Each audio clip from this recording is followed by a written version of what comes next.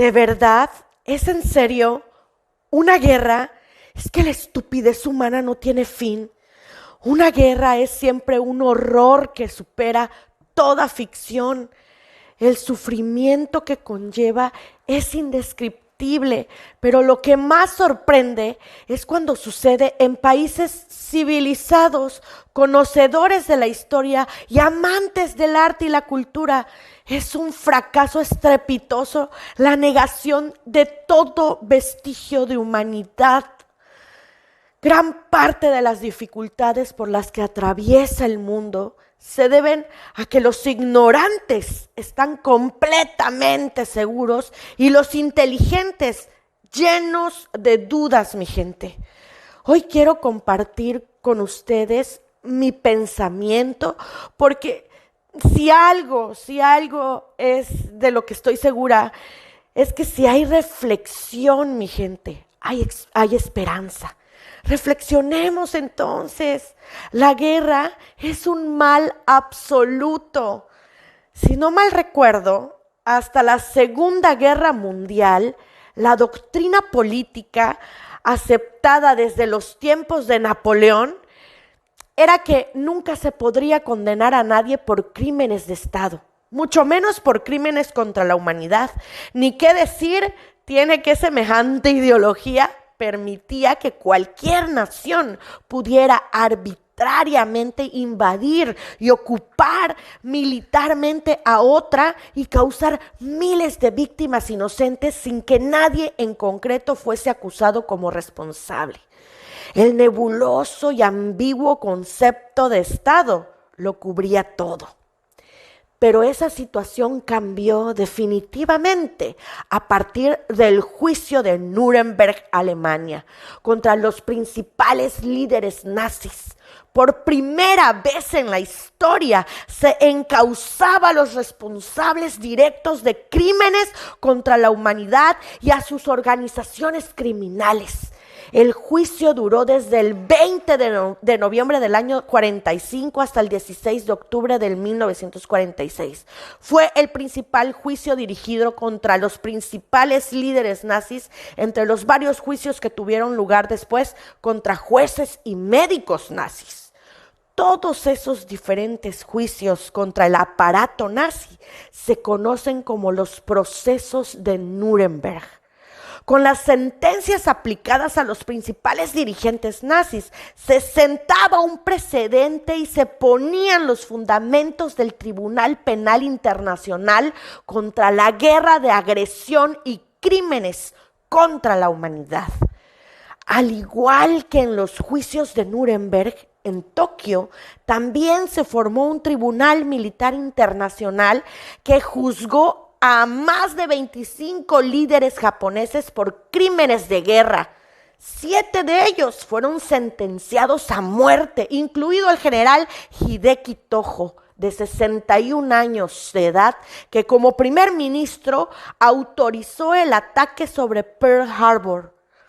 Unos 900 militares más fueron ejecutados por maltrato, asesinato y otras atrocidades llevadas a cabo contra prisioneros de guerra, al igual que el nazismo y más tarde el estalinismo. El pueblo japonés pagó un alto precio por confiar en una ideología totalitaria, como escribiría más adelante John F. Kennedy. El gran enemigo de la verdad muy a menudo no es la mentira deliberada, bien tramada y deshonesta, sino que es el mito persistente, persuasivo e irreal. El problema, mi gente, de la guerra es que una vez que empieza, suele convertirse en una horrible espiral de acción, represalia, acción, cargada de odio visceral. De ahí la necesidad de que se hayan aprendido las lecciones de la historia y no se repitan episodios como el bombardeo aliado con bombas incendiarias de la ciudad alemana de Dresde, donde fueron 30,000 civiles muertos, o el lanzamiento de las bombas atómicas sobre Hiroshima y Nagasaki, donde hubieron 246,000 civiles muertos, innecesarios, según muchos expertos, cuando ya estaba finalizando la guerra. Hoy día existe un derecho internacional que no existía entonces, por lo que las democracias más avanzadas deberían ser ejemplos de efectividad contra el mal y contra quienes lo inculcan, pero también de razón y mesura. Un crimen no puede contestarse con otro crimen.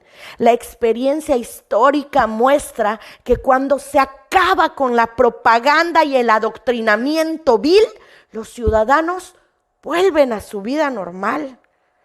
Relatando el ambiente de odio que existía en su entorno al inicio de la Primera Guerra Mundial, Stefan Zweig escribe en su libro El mundo del ayer, historia de un pasado europeo. Dice así, cito: no se puede armonizar la guerra con la razón y el sentimiento de justicia. La guerra, que necesita de un estado de exaltación sentimental, exige entusiasmo por la causa propia y el odio al enemigo. No hubo una sola ciudad ni un solo grupo que no cayera en esa espantosa histeria del odio. Los curas lo predicaban desde los altares y los socialdemócratas, que en un mes antes habían estigmatizado el militarismo como el peor de los crímenes, ahora alborotaban más que nadie para no parecer sujetos sin patria, según palabras del emperador Guillermo. Era la guerra de una generación desprevenida y su mayor peligro radicaba precisamente en la fe intacta de los pueblos, en la justicia unilateral de su causa. Guerra y religión. Pero no hay contradicción más absoluta que el que se use el nombre de Dios en la guerra, mi gente, sobre todo después del advenimiento del cristianismo. Sin embargo, hay que reconocer que la cristiandad no tiene un buen registro en eso, sobre todo después de que el emperador romano Constantino convirtiera el cristianismo en la religión oficial del imperio. Mezclar religión y política fue un craso error, tal y como lo mostraron las innumerables guerras entre cristianos de todas las iglesias, católicos y protestantes a través de los siglos. Pareciera como si nunca hubieran leído las palabras de Jesús de Nazaret. Mi reino no es parte de este mundo. Si lo fuera, mis seguidores habrían luchado para que yo no hubiera sido entregado. O todo el que use la espada perecerá por la espada. Y todavía más importante, ama al prójimo como a ti mismo. Amaos unos a otros como yo os he amado. Por tanto, ver clérigos que bendicen ejércitos antes de ir a matar a otros, o los llamados curas guerrilleros, o escuchar decir a un cardenal cristiano como Francis Spellman, por ejemplo, mi país tenga razón o no, parece más una contradicción abyecta que el fiel reflejo del espíritu pacífico y fraternal del Evangelio. Con respecto a la guerra, el Islam tampoco se queda manco y su registro es también horrendo. En el momento de escribir estas líneas, lo ideal sería que los dirigentes musulmanes se orientaran hacia una interpretación pacífica del Islam y condenaran de modo absoluto toda clase de terrorismo.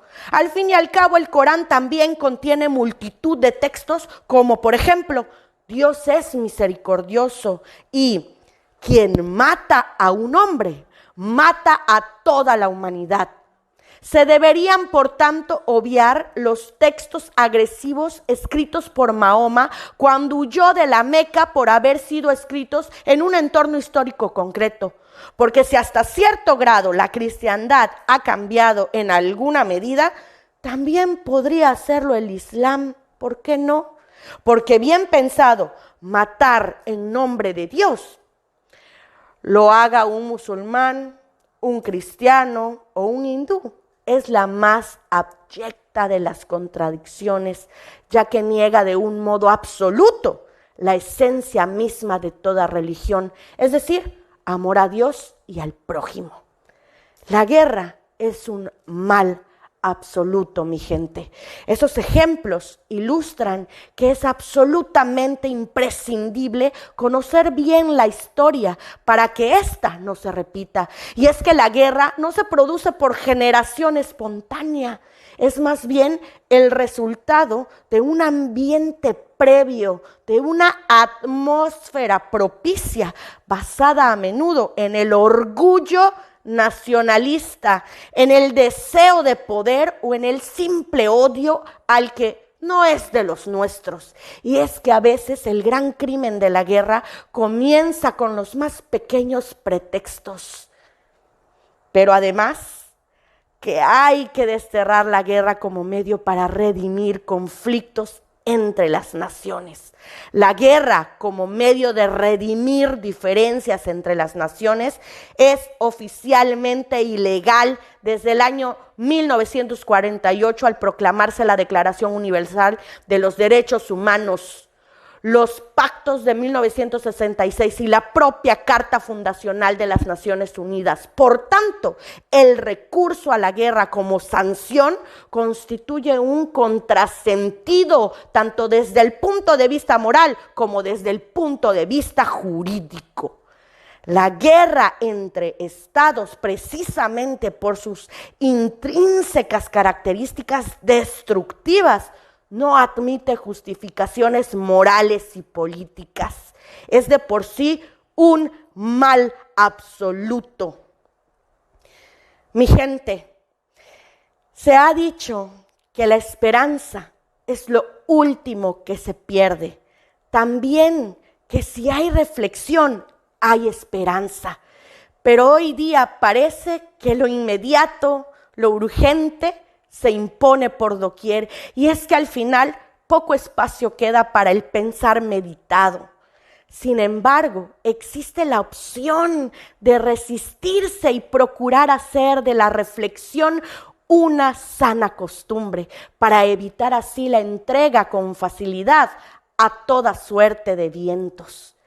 Pensar, por tanto, envuelve reflexionar y examinar con cuidado algo para formar dictamen o criterio. Por otro lado, cultura, de latín cultura, incluye la idea de cultivar conocimientos que permitan desarrollar un juicio crítico. Este canal, Mayéutica con Wendica, solo intenta aportar algo sobre todo ello. Ver y escuchar los videos de este canal los transportará a un plano diferente por las ricas descripciones que tienen todos y cada uno de los videos que te he grabado aquí. Además, los colmará de emociones positivas gracias a sus enseñanzas por lo bueno, lo recto y lo verdadero. Pasen y vean y también escuchen. Nos vemos en el próximo video. Gracias.